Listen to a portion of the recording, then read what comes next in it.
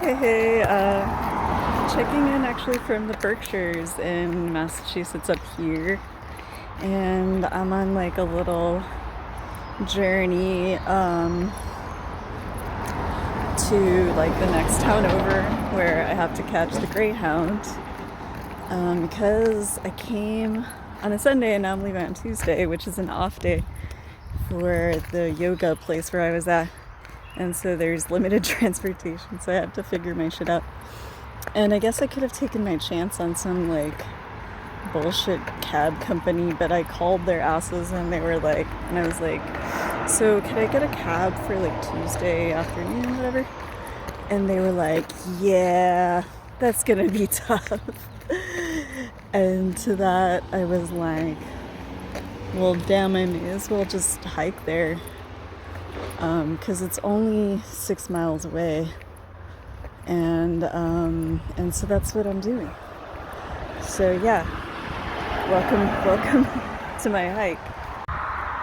So yeah, I'm on this epic journey to the Greyhound station in Lee, the town of Lee, Massachusetts, and I had different ideas for doing some videos, and I've had a really rough time at work for the past, I don't know, fucking month.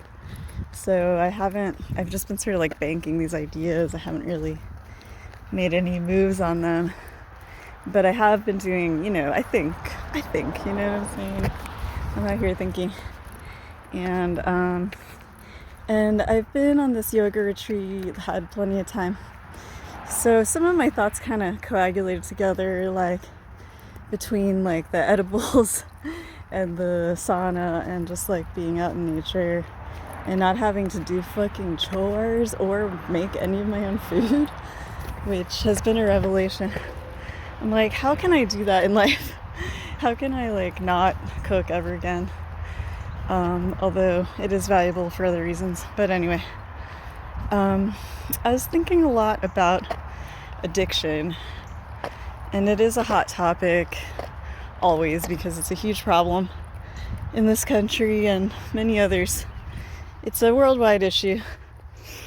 And, in a lot of ways poorly understood, even though we're in like decade what of like trying to do some shit about it.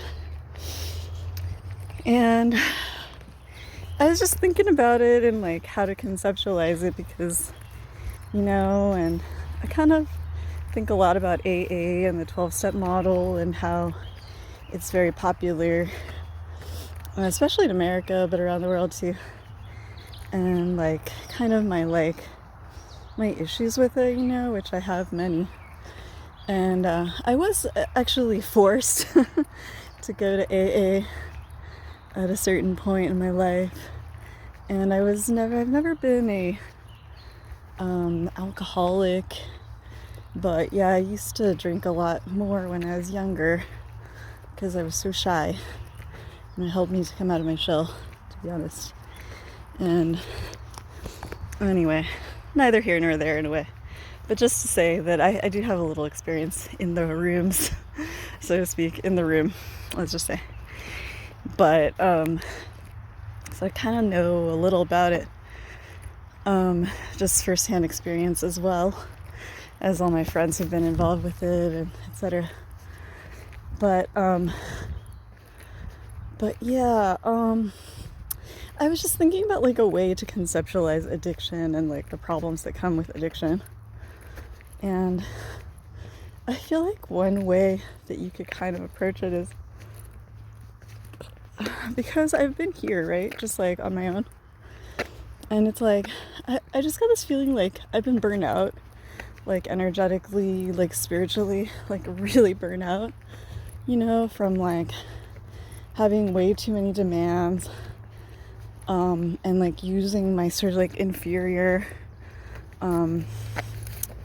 abilities, you know what I mean? It's like, I think like burnout can happen for a lot of different reasons, but I think a big one is sort of like overusing your talents that are not like your main event, you know what I mean? It's like for me, I'm like not like an ace planner.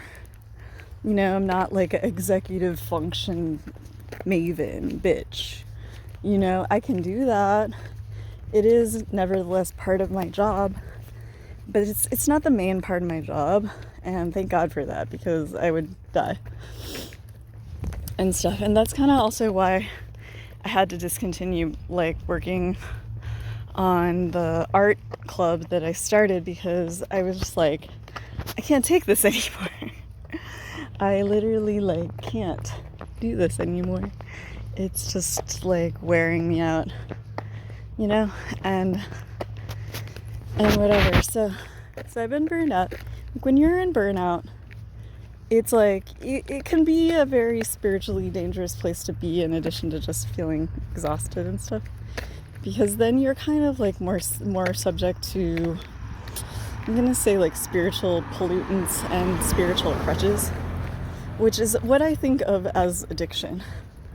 Is like, it's a spiritual crutch is basically what it is. And it's like there's not enough of you spiritually, because I mean, mainly it's because of a traumatic childhood that like wasn't affirming enough and loving enough to help you build yourself to be strong, like from the inside out.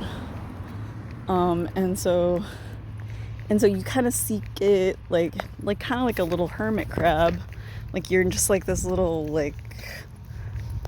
critter with like little soft shell, and you just need like something to house you and to like fuse with, so that you can have like half a hope of surviving. You know, you're still vulnerable in any case, but and in that way you can kind of really see that it's all kinds of things are functioning like an addiction, right? And I don't say any of this in a judging manner or in a moralistic manner, and I think that that's really where AA falls down for me and is a flop, because it is very judgy, and it does bring in Christian values in a place where I just don't really see the need for that, personally. Just checking out the birds. They're just like really cute ones. Anyway, so I was thinking about it. It's like, it could be substances, of course, like like alcohol, like drugs, and stuff like that. The classic. I mean, then it can also be like personality, like defense mechanisms, but like that have been like gone on overdrive. That would be like narcissism, or like even some types of autism, say, in a way. You know what I mean? It's a complicated issue, but just, you know, go with me here. And oh shit. Fuck, I'm a little lost here. Gotta refer to my or like, I don't know, just being kind of a fucking like really like intense person, where you're like super reactive all the time, you know, in a kind of defensive posture all the time. I mean, some of these don't have like labels as such. It's just like, you can just tell that someone's like, it's like when animals, I mean, we are also animals, but it's like when animals grow up in abuse or are abused for a long time, it's like they become a little feral, you know, even if they're domesticated animals. And that's kind of what happens to us too. It's like we just kind of default, or can default, to like our most you know, kind of primal defenses, and just sort of stay in there. And you know, can be a real challenge to get back to normal, you know, ever in some cases. But you know, anyway, so you have that. Sorry, there's like a trash truck. And then you have just simply like abuse, like as an addiction, you know, people who abuse, you know. And I mean, this kind of goes hand in hand with like, you know, defense mechanisms on overdrive, but like the actual act of abusing can become like an addiction too, you know. And just like the kind of high from that, and like the sort of thrill from that, it just can kind of like fill you up so that like you don't feel as vulnerable or as like lacking or just like half there. And then I mean AA and like AA taken as a cult or a cult like group or any cult that like offers you like a whole ass paradigm of for living and all these rules and regs. I mean, that's also, you know, it could be said to be an addiction, and in my framing it is, because it's like kind of robbing you of yourself, you know? Or even people who like watch too much television or Fox News or just TV in general. I mean, I fall into this all the time. It's just like I'm listening to podcasts all the time. It's just to kind of like run away from myself or like, you know, and if I look down into it, it does come from like that shame, that like deep shame that all kids who grew up in emotional neglect come with, and even just kind of being a very rigid type person who is just like a rules and regs type of person. I mean, is that really who they are? I don't think so, you know? It's like, to me, it like screams like I have not gotten to know who I am, and I've just adopted all these rules, and that's gonna be me, you know? It's like a quick fix type of thing, so to speak. Oh fuck, I think I'm... So yeah, I mean, and just like having this time here, like, I was kind of like trying to, you know, ostensibly like recover from my burnout by like just giving myself a lot of space and like sun and nature and I don't know, just eating delicious food and stuff like that. And that's all been good. And to some degree it has really worked. Like I slept so much one night in particular, and it was like extremely what the doctor ordered, you know what I mean?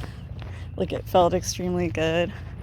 But I think more than anything, like what is required for like a burnout or any kind of like state where like you're depleted, and including like all these addictions, you know, and it's not like obviously a one-time only thing, it's an ongoing practice, is to really spend time like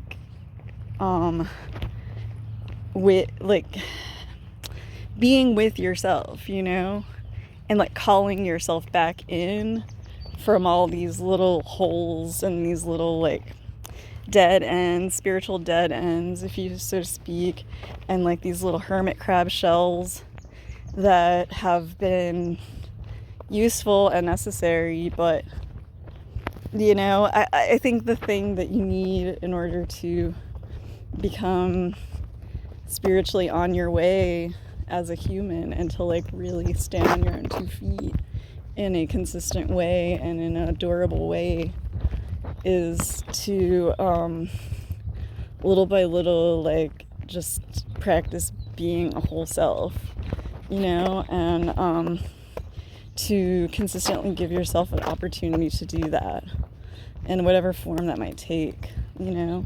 Like if you're a writer, like write. If you're a thinker, think. If you're an artist, do art.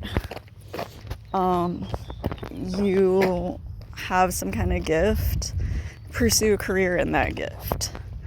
You like people, be around people, you know. And I mean, it's like, it's not about like healing as such. It's not like, oh, I've dedicated my whole life to healing and that's me and whatever, that's my thing. That's cool, and it's something that very much interests me, and that's been cool. But it can also be a dead end, you know? I think like what is truly the ultimate answer is to figure out how to live your life, you know, as like yourself, and and to find like your real calling in life. It's not just one thing. Like it doesn't have to be just one thing, but like to really exist out here, you know, and not rely on all these little all these little diversions and crutches, really. And like, I'm not saying that in a shaming way, but only in a metaphorical way. And to truly stand on your own 2 feet. And this also kind of like flows together with my postural studies, because I think over the years it's like I have suffered from really bad posture and like scoliosis, which I think was probably induced by that, in my estimation, and other stuff. But and it's like, it's little by little I'm like figuring out my body, you know, like literally how to stand on my own 2 feet, like literally how my spine is supposed to feel in my body as I'm standing, like literally, you know, like the feeling of my feet on the ground. It's almost like at age 40 some here, like I'm literally landed on the ground, like at this age, after I figured out so much shit and stuff. Anyway, yeah, that's all. Just wanted to put some of my thoughts on addiction out here.